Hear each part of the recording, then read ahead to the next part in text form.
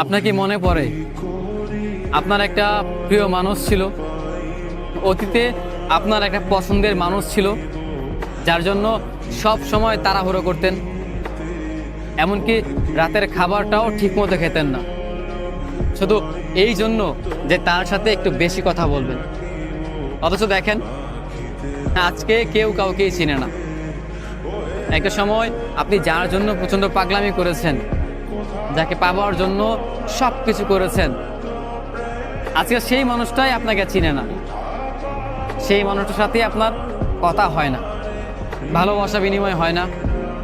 যার সাথে প্রতিটা সময় বলতেন তোমাকে ভালোবাসি ভালোবাসি, তোমাকে না পেলে আমি বাঁচব না, আজকে এই মানুষটার সাথেই কথা হয় না।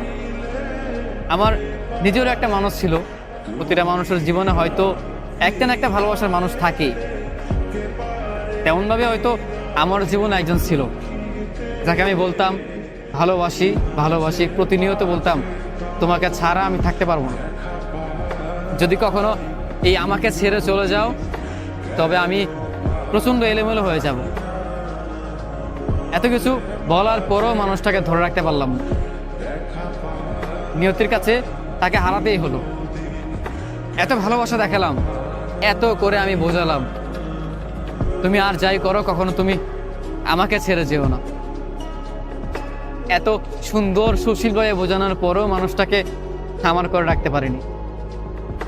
আমার এই একটা কষ্ট আজীবন থেকে যাবে, শুধু আমার নয়, যে মানুষকে ভালোবাসে, যত্নে রাখে, আগলে রাখে, সবটা দিয়ে আপন করে রাখে, সেই মানুষগুলোর মনে এই ব্যথাটা মৃত্যুর আগ পর্যন্ত থেকে যাবে।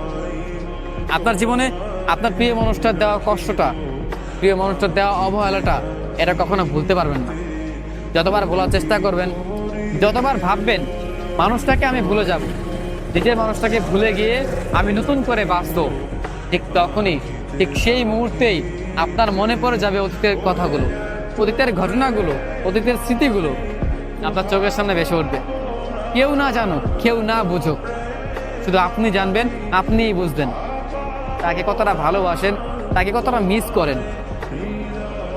একটা সময় যার জন্য পাগলের মতো হয়ে গিয়েছিলাম, সব সময় পাগলামি করতাম, পাগল না হয়েও পাগল হয়েছি। আজকে এই মানুষটার জন্যই কত না কষ্ট হয়। আজকে এই মানুষটার সাথে চাইলেও যোগাযোগ হয় না। দিন যায়, মাস যায়, বছরের পর বছর যায়, তবু এই মানুষটার দেখাও তো পাই না, এই মানুষের সাথে কথাটাও হয় না। জীবন আসলেই অদ্ভুত। যাকে সবচেয়ে বেশি আপন ভেবেছিলেন, যাকে সবচেয়ে বেশি ঘনিষ্ঠ ভেবে নিজের সব কথা বলেছেন, সবভাবে তাকে আগলে ধরে রাখতে চেয়েছেন, আজকে নিয়তি তাকেই কেড়ে নিল। তার সাথে আজকে আপনার বিচ্ছেদটা হয়ে গেল, তার সাথেই আপনার যোগাযোগ চিরতরে বন্ধ হয়ে গেল। এখন হয়তো তার সাথে আপনার দেখা হবে, সে হয়তো বলবে কেমন আছো কিংবা ভালো আছো, মাঝে মাঝে দেখা যায় এইটাও হবে না, কিংবা আপনি বলতে চাইবেন কেমন আছো ভালো আছো, কিন্তু সেটাও বলতে পারবেন না।